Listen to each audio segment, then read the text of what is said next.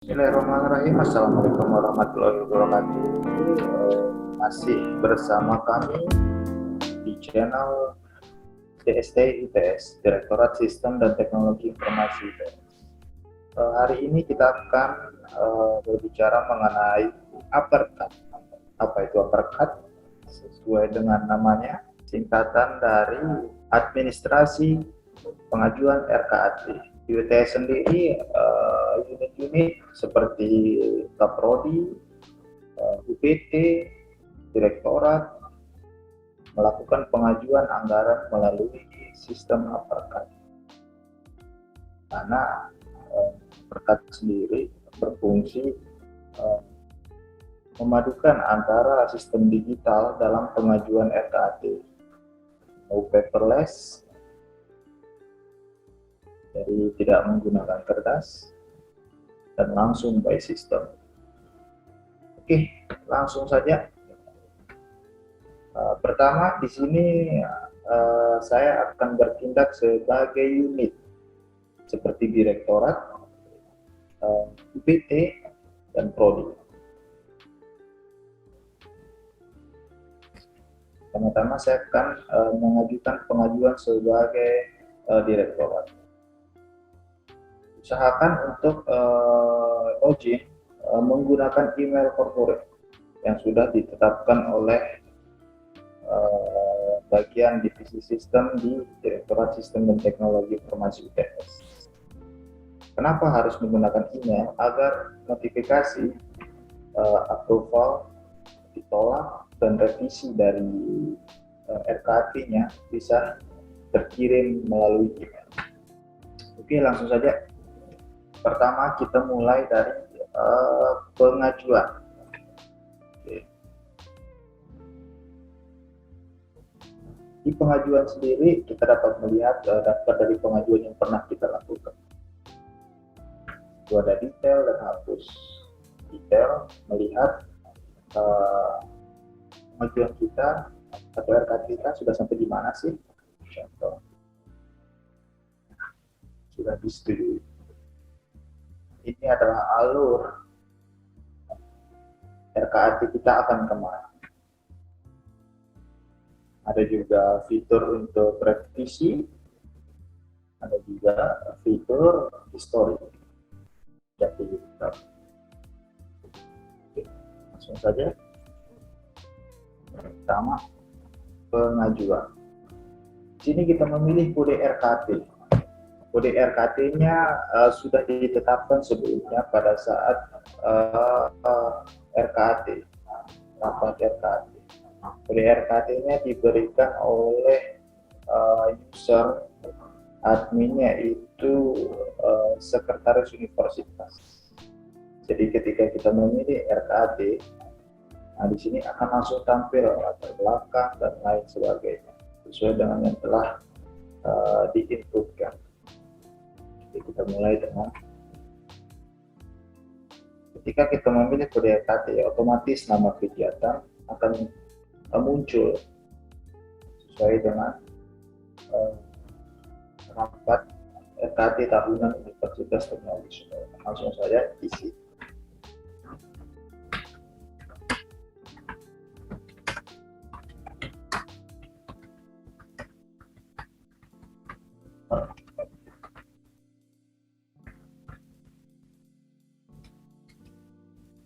Kemudian mengisi target capaiannya. Apa yang menjadi target anggaran ini diajukan. Dan mahasiswa potensial.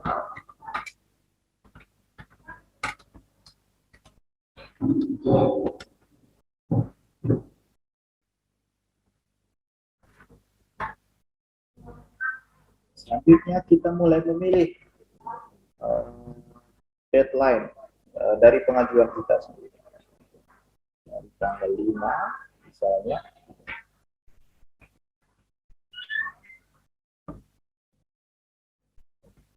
Dan bidang-bidang apa saja yang terkait. Karena ini lomba untuk mahasiswa, artinya dan juga mahasiswa yang dicari adalah programmer, maka berhubungan dengan program studi teknik informatika. Oke, selanjutnya kita mulai memilih IKO. IKO sendiri sudah ditetapkan pada rapat tahunan RKT di universitas.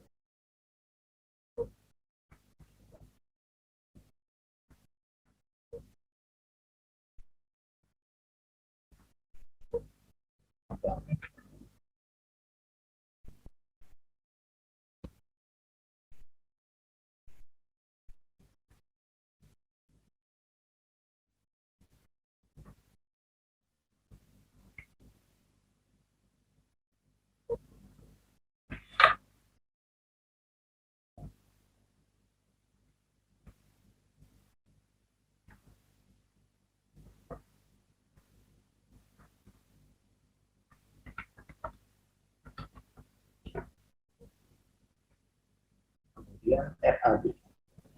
RAB di sini bisa berupa bebas,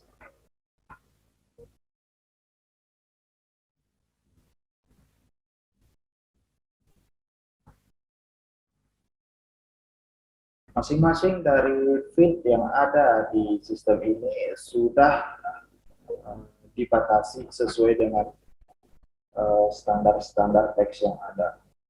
Misalnya jumlah teks untuk bank, nomor rekening, dan sebagainya. Kemudian kita simpan.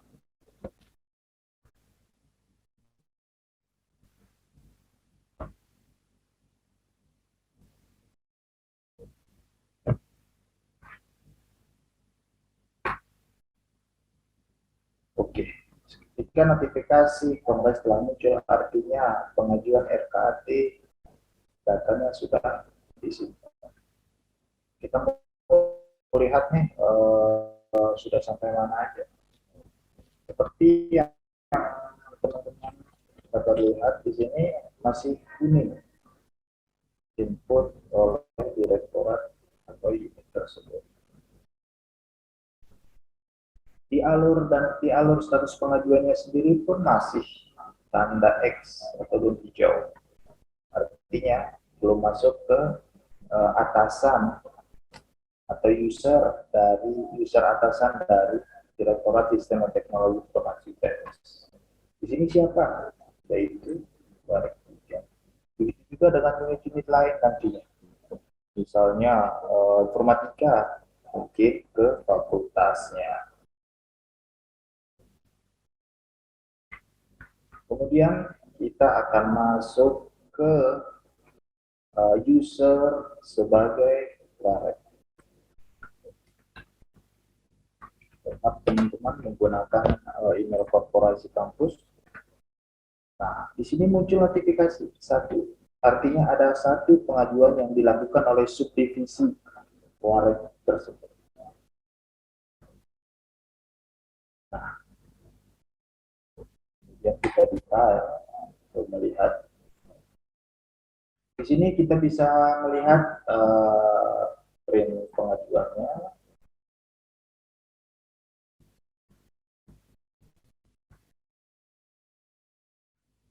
Juga kita bisa melihat pengajuannya. Apabila sudah tidak ada revisi, bisa langsung dilanjutkan. Bisa tidak hanya sekedar melanjutkan ya teman-teman, bisa juga kita mengirimkan pesan. Contohnya ACC 3 dari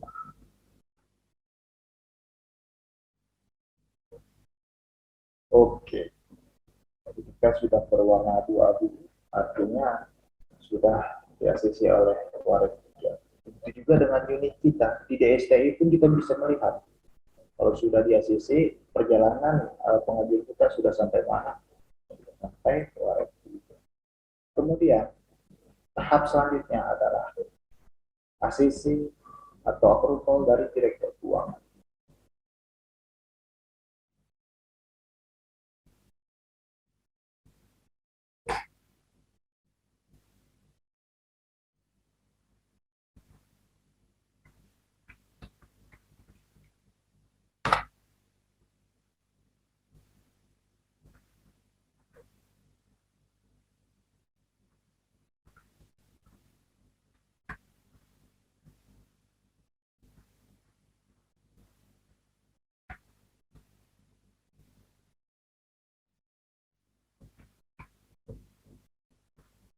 Setelah ACC dari direktur keuangan, otomatis di dashboard kita sendiri sebagai unit yang mengajukan akan ada centang hijau. Kemudian teman-teman, setelah ACC dari direktur keuangan, kemudian akan ada ACC dari warek keuangan.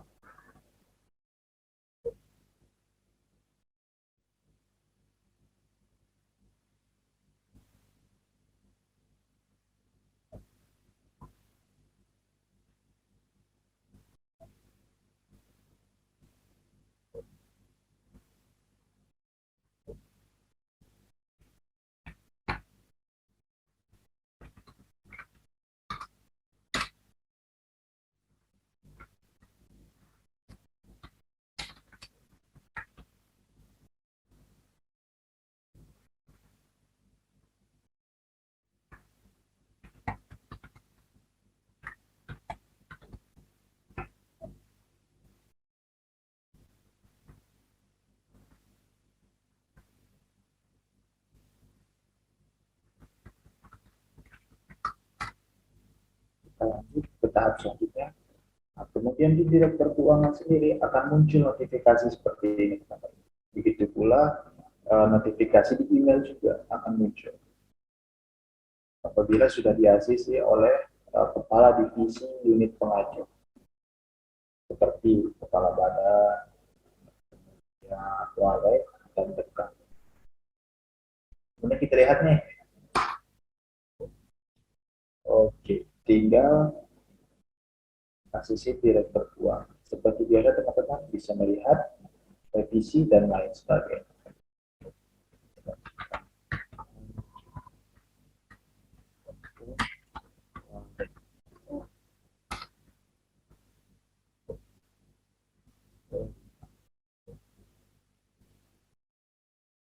Oke, setelah diterima oleh direktur keuangan, otomatis pengajuan kita akan langsung terkirim ke warek keuangan.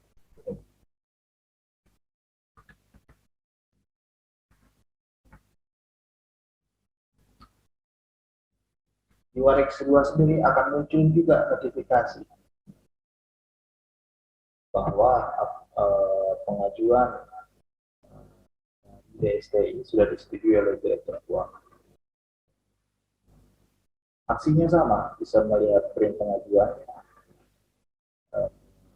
visi, serta histori. Kenapa diterima dan apa alasan. Oke, set dua.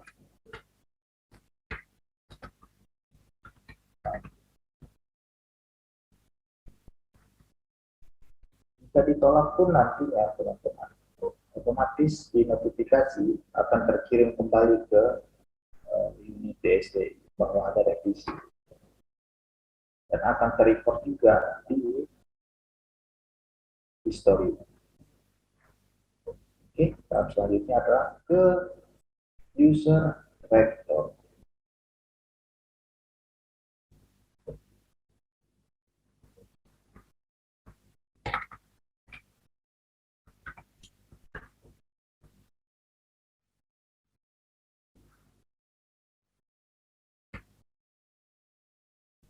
Seperti biasa, notifikasi akan muncul,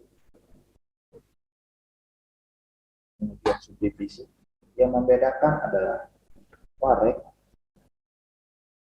direktur keuangan, rektor, dan super user dari Seknif dapat melihat grafik subdivisi dari semua unit,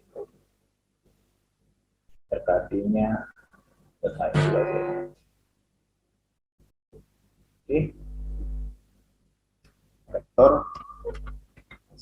seperti biasa fungsinya sama, pengajuan, isi, dan lain sebagainya.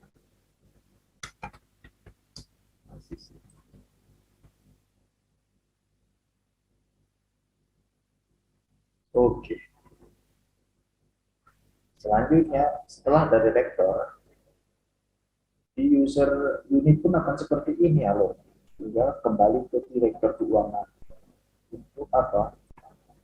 Melakukan pencairan.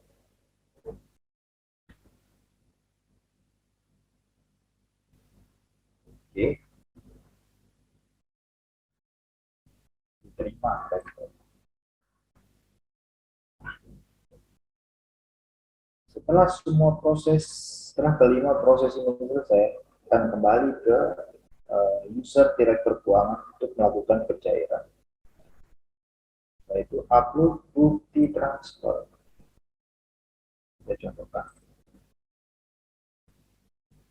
Kemudian upload oleh direktur keuangan. Upload bukti selesai. Setelah itu apa yang harus dilakukan? Kemudian kita kembali ke user kita, yaitu unit DSTI. Notifikasi, wah, ini notifikasinya apa ya? Ternyata sudah disetujui oleh direktur keuangan dan di ACC. Sesuai dengan pengajuan, kita mulai melakukan kegiatan yang ingin dilakukan.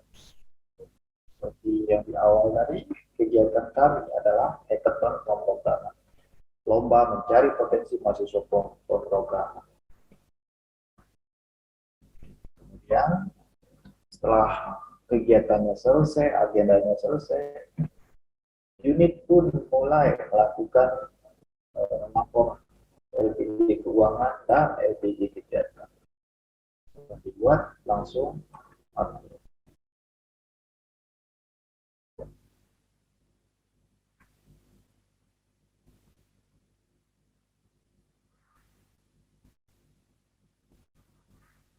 Pastikan uploadnya sampai muncul nama filenya ya teman-teman, di filenya atau di kolomnya.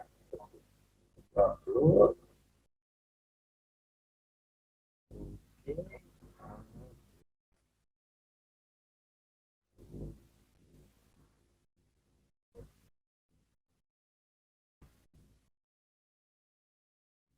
Nah, ketika uh, selesai,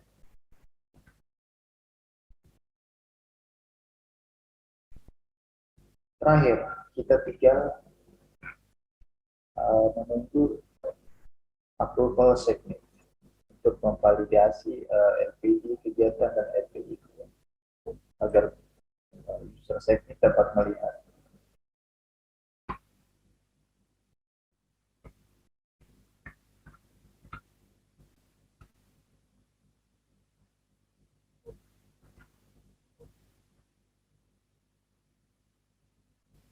Nah,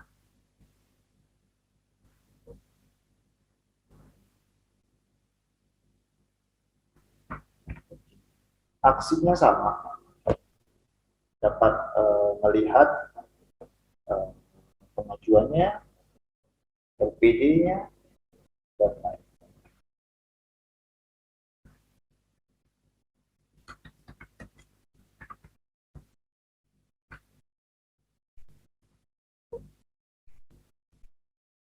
Jika muncul notifikasi kongres, artinya semua kegiatan pengajuan RKT sampai pencairan hingga pelaporan selesai dilaksanakan.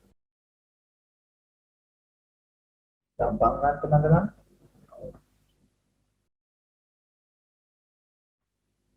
Di user kita sendiri, story-nya juga muncul.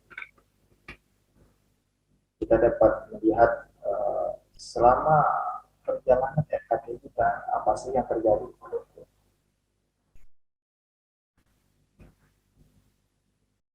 Seperti yang teman-teman bisa lihat, ini adalah histori atau alur RKT kita.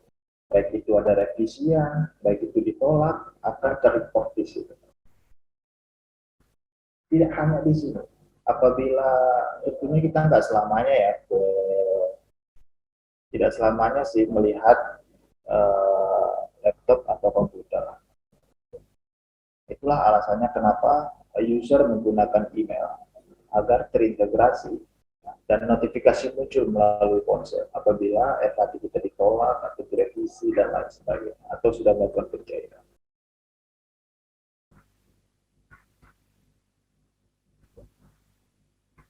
Oke, teman-teman, itu adalah alur pengajuan RKT menggunakan sistem informasi APARKAD by Direktorat Sistem dan Teknologi Informasi ITS. See you next time. Jangan lupa jaga imun, jaga kesehatan, tetap jaga jarak, and stay classy.